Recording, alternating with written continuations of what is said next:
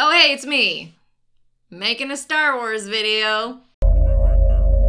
You're fulfilling your destiny.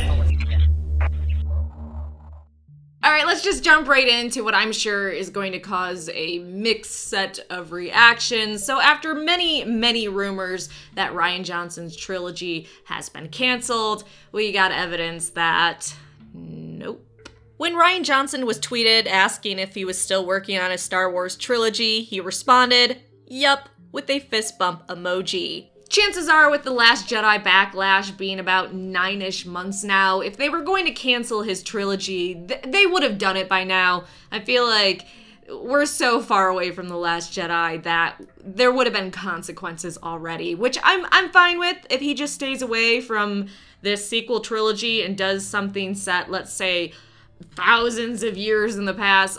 I'm cool with that. I'm not gonna lose any sleep over Rian Johnson still having his trilogy, despite not liking The Last Jedi. Interestingly, this thread then caused Rian Johnson to take a swing at Mike Zero, I hope I'm saying your last name right, which I don't really know the guy or watch his videos, so I don't really have an opinion on that. Besides, it is kind of weird for Rian to be an anti-bully advocate and then say something that heavily insinuated things about this guy and turn people on him to be harassed. But again, I don't really know the channel nor the guy too well, so I don't know if there's something deeper at play going here.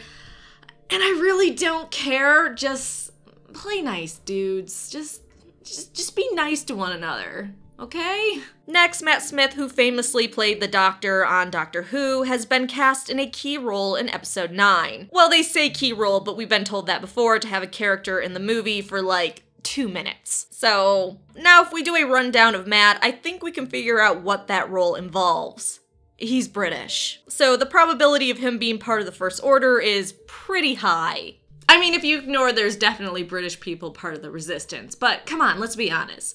A lot of baddies in Star Wars are British. Onwards, Greg is returning as Snap Wexley in episode 9. If you remember, he and others from Poe Squad weren't around during The Last Jedi, and if you're up to date on your Poe Dameron comics, it's because Leia sent them on a mission to get more allies for the Resistance. If you want more information on that storyline, I suggest the last couple issues of Poe Dameron. It's actually a really good series, and they've started to dip a little bit into post The Last Jedi. Not a ton, but enough to keep me begging for more. Next, a casting call for a new actress to play Karina in a supporting role in episode 9 has been put out. As with every time a casting call is put out, we hear the distant questioning of Knights of Ren? The description for the character is interesting. A younger Charlize Theron with street smarts and a sharp wit, a good sense of humor, solid comedic timing, and a strong voice. So a female character that's smart and funny and will add comedy to this film, who looks like a younger version of this goddess. I don't really think of the Knights of Ren as cracking jokes and adding comedy to episode 9. I mean, please, JJ, don't make the Knights of Ren a joke. Please, God, I beg you. Oh, we also got a new Meet the Characters trailer for the new Star Wars show Resistance coming out this fall, which is getting downvoted to hell.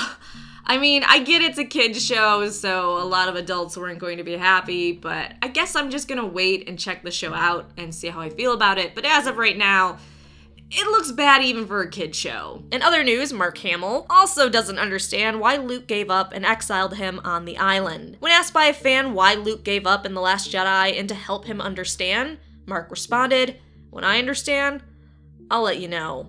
Now, you can take this a few ways, probably more than a few. One, Mark still isn't okay with where his character ended up at in The Last Jedi. 2, Mark genuinely doesn't understand even with the facts. Or, which I sorta like, 3, it is because Disney hasn't released enough information to show Luke's entire fall. Maybe almost killing your nephew and losing your first Jedi temple is enough for you, but the Luke I've come to know through the movies, comics, and novels makes me believe there's a lot more that we haven't seen that led to that point. I mean, obviously there's a lot of years of his life we haven't seen, and we haven't seen how those years and experiences changed him into the man he became. Lastly, in old news, I mean like 7 days ago news, there were leaked photos from filming for episode 9 of Finn, Poe, and Chewbacca. I'd imagine this is Resistance members trying to get more people to join their cause, or even helping a planet out who's under the thumb of the First Order. Something we've actually been seeing in the Poe comics. Earlier leaks stated Finn and Poe have a few scenes together in episode 9, which I feel like you can't go wrong with that. They have great chemistry, and the bromance in The Force Awakens was just so amazing. It still cracks me up that Rian Johnson originally had Finn and Poe going to Canto Bight, and then he changed it because he thought it would be boring.